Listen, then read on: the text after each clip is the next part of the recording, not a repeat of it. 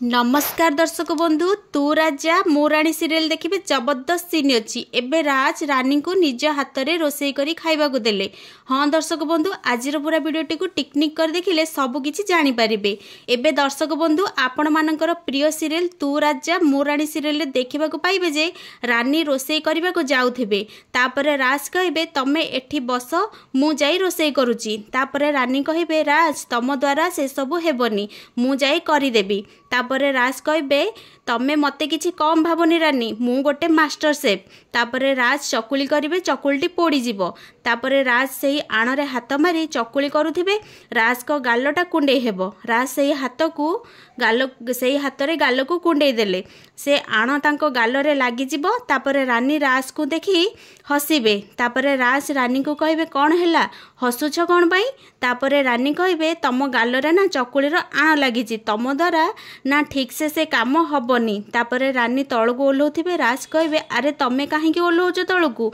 तापरे रानी कहबे मु तम पाखको ही जाउची तापरे राज कहबे किछि ओल्हेबा दरकार नाही एठी चुप हेकी बस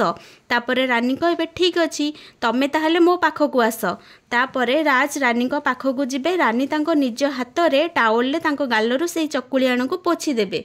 एबे दर्शक बंधु तू राजा मु राणी सीरियल ले आपण मानकु राज आ रानीकर ए भल पाइबा देखि केमिति लागुची कमेंट माध्यम रे जणाई दियंतु। आज संध्या 7 टारे देखंतु तू राजा मु राणी।